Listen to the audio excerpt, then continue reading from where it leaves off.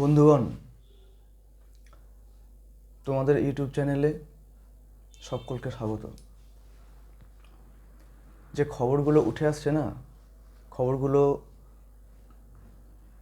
নেওয়া যাচ্ছে না। সিরিয়াস বলছি, নেওয়ার মতো আর নয় বা থাকছে না।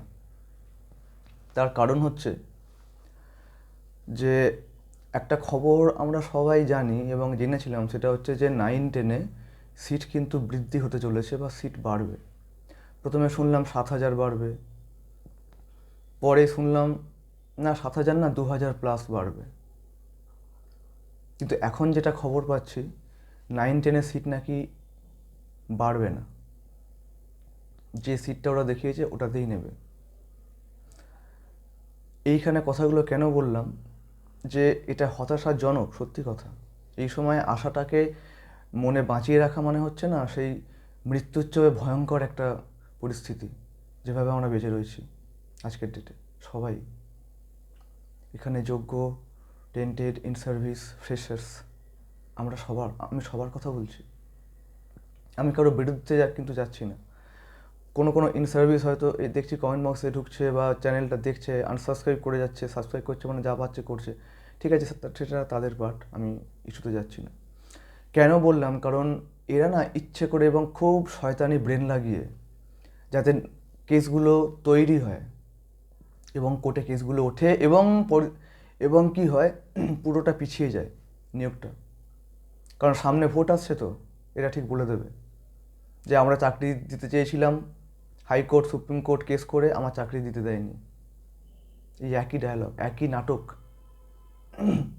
আর যারা যারা বলছো না যে নতুন করে পরীক্ষা হোক, সব ঠিক হয়ে যাবে, নতুন করে আলাদা করে পরীক্ষা হোক, এরা নতুন করে পরীক্ষা নিক, আলাদা করে পরীক্ষা নিক, যা ইচ্ছা করুক, কাজটা করবে একই জিনিস করবে। যদি 100বার পরীক্ষাও দিতে হয় না, এরা একই জিনিসগুলোই করবে। এই নিয়ে আমার কোনো সন্দেহ নেই, একদম বাস্তব বলছি। আর সিট যদি না বাড়ায়, যদি ওই সিটে যদি ভ্যাকেন্সি, যদি ওই সিটে যদি রিক্রুট করে, তাহলে কিন্তু পরিস্থিতিটা খুব জটিল হয়ে যাবে। কারণ ফ্রেশাররা যেভাবে পথে নেমেছে, অনশন করছে, আজীবন করে বসে আছে এবং আন্দোলন করছে না, খুব বাজে একটা পরিস্থিতি হয়ে যাবে যদি এদিক ওদিক কিছু করে। আর আরেকটা আপডেট যেটা তোমরা সবাই জানো, আমি একটু এক্সপ্লেন করে বলছি। সেটা হচ্ছে যে এই শনিবার 9-10-এর যে ভেরিফিকেশন লিস্ট দেওয়ার কথা ছিল, তো শনিবার এই ওরা লিস্ট আপ করছে না। 9-10-এর ভেরিফিকেশন লিস্ট বেরোতে চলেছে আগামী সোমবার, এই সপ্তাহে, কামিং উইকে, আগামী সোমবার। এটুকুনি খবর আছে যে আগামী সোমবার 9-10-এর শর্টলিস্টেড ক্যান্ডিডেট বের হতে চলেছে নামগুলো। এইবার এরা কেন শনিবারে বের করছে না, মানে 9-10-এর যে রেজাল্টের কাজ কিন্তু কমপ্লিট, এটুকুনি খবর আছে, প্রসেস কমপ্লিট, ওদের কাছে রেজাল্ট পুরো তৈরি আছে, লিস্ট। এই শনিবার কেন দিচ্ছে না, তার কারণ হচ্ছে যেহেতু আজকে 5 তারিখ, তো আজকে যে হিয়ারিংটা আছে রিগার্ডিং 10 মার্কস, ওটার ফাইনাল আজকে রায় হওয়ার কথা আছে। জানি না কী হবে, ঠিক আছে, কারণ আস্থা রাখাটা না খুব চাপের ব্যাপার হয়ে যাচ্ছে। তবুও বলছি, আজকে রায়টা দেওয়ার কথা আছে, 10 মার্কসের যে রায়টা, এটা দেওয়ার কথা আছে। দেখা যাক কী হয়। এই জন্যে এরা আগামীকাল বের না করে সোমবার বের করছে। এটা একটা মস্ত বড় কজ। এই জন্যই ঠিক আছে, একটু থেমে থাকা যাক, ক্ষতি কী, জীবন তো এমনি আস্তে আস্তে শেষের দিকে এগোচ্ছে। আর আরেকটা কথা হচ্ছে যে ইন্টারভিউ লিস্ট দেওয়ার পরে, মানে শর্ট লিস্টের যেটা দেবে, লিস্ট আপ করার পরে কিন্তু সময় খুব বেশি পাওয়া যাবে না। কারণ সঙ্গে সঙ্গে ওরা ভেরিফিকেশন ডেট দিয়ে দেবে, শিডিউল, তার ঠিক 3-4 দিনের মাথায় ইন্টারভিউয়ের জন্য কিন্তু ওরা ফাইনাল লিস্ট দিয়ে দেবে, মানে ইন্টারভিউয়ের যে ডেট, ফাইনাল ডেট, ওরা কিন্তু দিয়ে দেবে। এটা একটা গেল। আর একটা কথা হচ্ছে যে কেউ কেউ কমেন্ট বক্সে কমেন্ট করছো যে আমি রিপ্লাই দিচ্ছি না, দিতে পারছি না। দেখো, আমি তো খুব ব্যস্ত থাকি এবং তার মধ্যেও আমি চেষ্টা করি সাধ্য মতো। আমি আগের দিনও বলেছি যে আমি রিপ্লাই ওভারঅল দেওয়ার চেষ্টা করি, যেগুলো দেওয়ার খুব দরকার, আমি আমি সেগুলো কিন্তু রিপ্লাই দিয়ে দিই। আর দ্বিতীয় কথা হচ্ছে যে ডেসক্রিপশন বক্সে দেখবে নিচের দিকে লিঙ্ক দেওয়া থাকছে আমার টেলিগ্রাম গ্রুপের লিঙ্ক এবং হোয়াটসঅ্যাপ চ্যানেলের লিঙ্ক। যারা কানেক্ট করতে চাইছো, মানে যোগাযোগ করতে চাইছো, ফোন নাম্বার চাইছো, দেখো ফোন নাম্বারটা তো পার্সোনাল, ওটা দেওয়া যায় না এরকম পাবলিকলি। তবে হোয়াটসঅ্যাপ চ্যানেলে তোমরা অ্যাড হয়ে যাও। আমি টেলিগ্রামেও লিঙ্কটা দিয়ে রাখছি হোয়াটসঅ্যাপ চ্যানেলের, আর আমার ডিসক্রিপশন লিঙ্ক বক্সে আমি হোয়াটসঅ্যাপ চ্যানেল লিঙ্ক এবং টেলিগ্রাম লিঙ্ক দুটোই আমি দিয়ে রাখছি। একটু চেক করে দেখবে নিচের দিকে আছে, একটু চেক করে ওখানে অ্যাড হয়ে যাও। যার যা সমস্যা প্রবলেম আমাকে বলো, যেগুলোর কমেন্ট আমি দিতে পারছি না উত্তর, তারা অবশ্যই হোয়াটসঅ্যাপ চ্যানেলে আমাকে বলো, আমি দেওয়ার চেষ্টা করব। এই একটা গেল। আবারও বলছি, কথাটা হয়তো নেওয়া যাবে না বা নিতে পারবে না, কিন্তু তবুও বলছি একটু আশায় থাকো, দেখা যাক কী হয়। আমিও তো মানুষ, সবাই মানুষ, আমরা তো আশাতেই বাঁচি, এটাই তো জীবন, তাই না? দেখোই না কী হয়।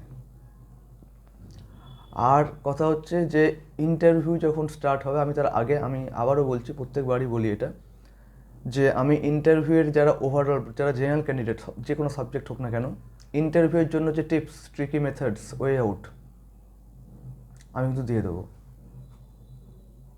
ঠিক আছে? আর যাদের সাবজেক্ট ইংলিশ রয়েছে, আমি আগের দিনও বলেছি যে ডোন্ট বি ওরিড, টেন্সড হয়েও না।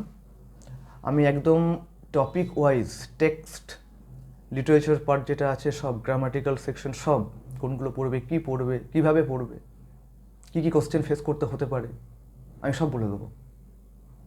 আশা রাখো, ভরসা রাখো, বিশ্বাসটা রাখো, দেখা যাক আজকের রায়টা কী হয়। আর সোমবার লিস্ট তো বেরোচ্ছে, দেখি কী হয়। এইটুকুনি আপডেট ছিল, তোমাদের দিয়ে রাখলাম।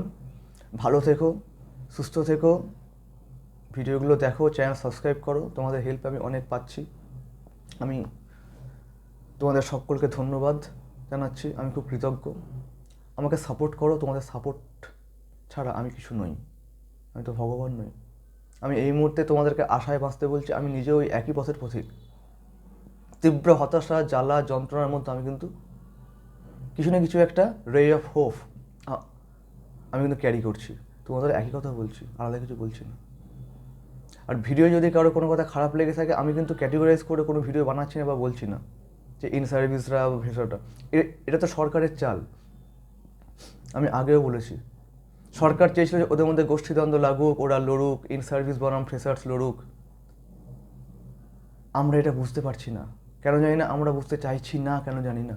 আমরা সবাই শিক্ষিত, আমরা একে অপরের শত্রু হয়ে যাচ্ছি দিন দিন, আমরা অমানবিক হয়ে যাচ্ছি। ইন সার্ভিসরা ভাবছে যে কোনো রকমে আমরা চাকরিটা পেয়ে যাই, তারপরে যা হবে হবে। আমি তাদের উদ্দেশ্যে বলছি যে চাকরিটা আপনারা যদি পেয়ে যান ঠিক আছে, আমরা তাই চাই যে যোগ্যরা পাক চাকরিটা, কিন্তু ভবিষ্যতে চাকরিটা কতটা সিকিওর থাকবে, চাকরিটা কতটা সিকিওর থাকবে এটা কিন্তু কেউ জানে না।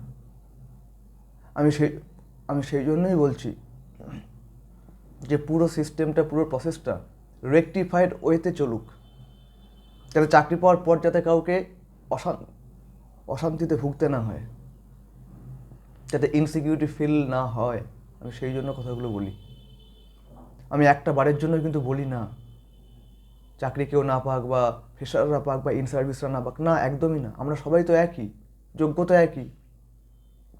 প্রচুর ভালো ভালো ছেলেমেয়ে আছে, ইংলিশ আদার সাবজেক্টে 60 পেয়েছে, একাডেমিকে 10, তারা পিজিতে ডাক পায়নি। সবার কথা ভেবে চলাটা উচিত কি না? আমি সেই জন্য বলি, এইটুকুনি জাস্ট, আর কিছু না। ঠিক আছে, ভালো থেকো, বাই।